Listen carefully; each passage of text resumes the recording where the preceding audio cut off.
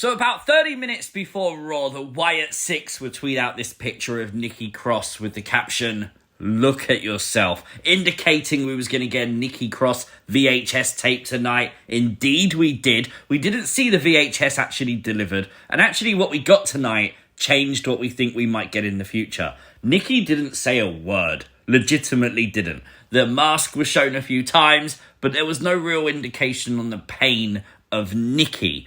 Uncle Howdy was talking to Nikki, saying things about her being abandoned and lied to and stuff, but it wasn't Nikki's words like it has been in the interviews prior. That scream though, oh my god, that was intense, wasn't it?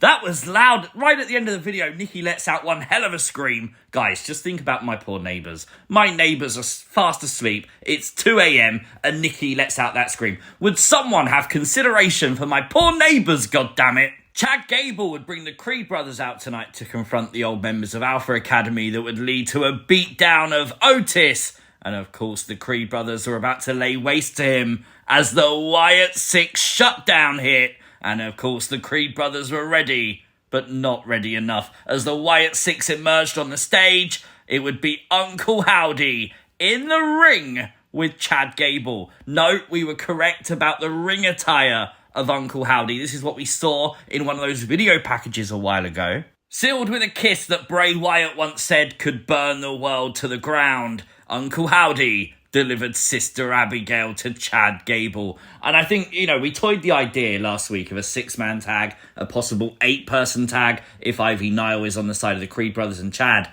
But I feel like the match has got to be Chad versus Howdy at this point, doesn't it? Like, they're the two in the ring interacting. I really feel like that's the match we're going to have. I mean, I could see the 6-man tag and I wouldn't be upset by a 6-man tag, but I feel like it's got to be Chad and Howdy. Let me know your thoughts in the comments down below.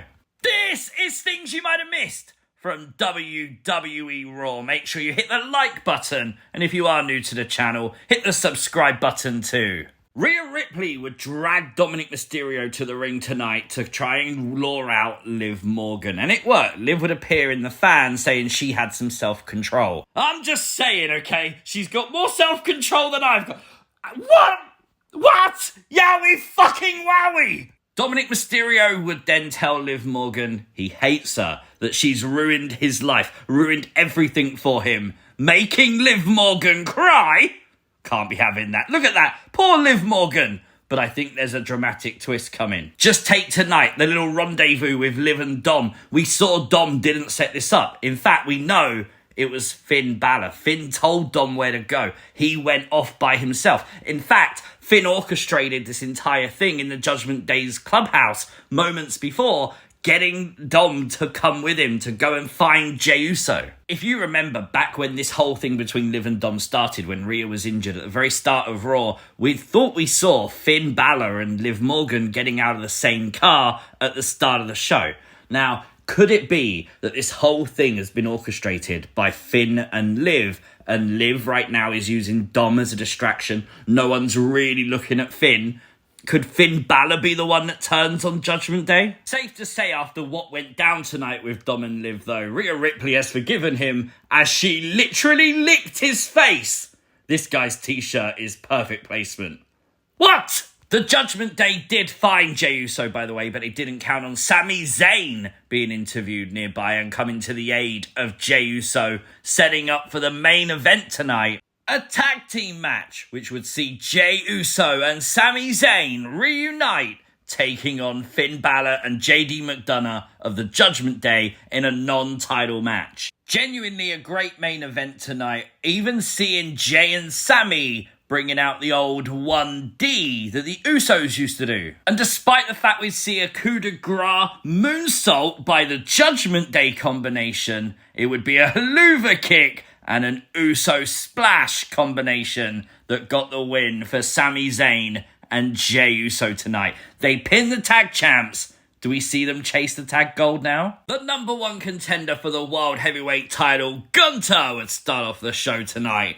Great heel heat for Gunther heading into SummerSlam. Damian Priest would come out and immediately punch Gunther. The feud that is building and building towards SummerSlam would sort of spill over tonight with the two brawling at the very start of Monday Night Raw. It was a good brawl. You know, on the channel we love a good brawl. This is exactly what you want from a brawl. A commercial break. We'd come back from commercial break, and the two started brawling in the back as well. At one point, Damian Priest even had this entire case literally land on the back of his head and his back. Like, that genuinely had to hurt. But of course, the fight would spill out outside with security officials, Adam Pearce, trying to break it up. Building that momentum to the clash at SummerSlam. I can't wait for that, genuinely. And this is interesting because I didn't want to see this match. I thought that Gunther versus Seth was the right way to go. Now, WWE, you've proven me wrong. This booking for this feud's been good. And to transition from the brawl to the first match of the night, Ilya Dragunov versus Bron Breakker, was awesome. An insane spot from the match when Bron Breakker went for a superplex attempt,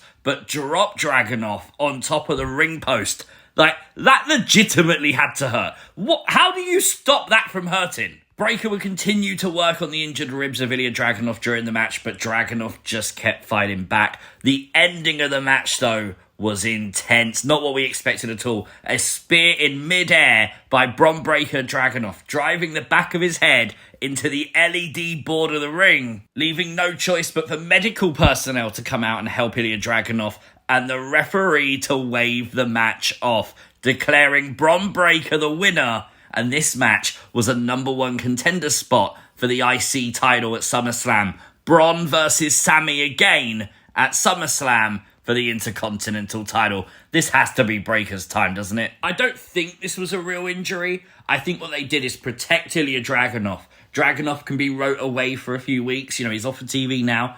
Breakker wins the IC belt. Dragunov comes back as a legit contender for the belt. CM Punk declared today that he spoke to his surgeon and he is officially medically cleared. He'd call out Drew McIntyre wanting to fight Drew immediately. However, Adam Pearce did state Drew McIntyre is reinstated, but if Drew or Punk lay a hand on each other prior to SummerSlam, then the match is off and the person who hits first will be suspended indefinitely. So the match is on at SummerSlam, but Adam Pearce said he had a problem. A referee problem. Out comes Seth Rollins, and Seth Rollins will be the special guest referee at SummerSlam. I have no idea which way this is going to go. Apart from the fact that you know Seth Rollins is going to have some kind of elaborate over-the-top refereeing outfit for sure, right? Sonya Deville defeated Lyra Valkyria tonight, and then after the match we'd see Shayna, Zoe and Sonya celebrating the win with a new pose as they both put two fingers in. Very Shield-like. Interesting.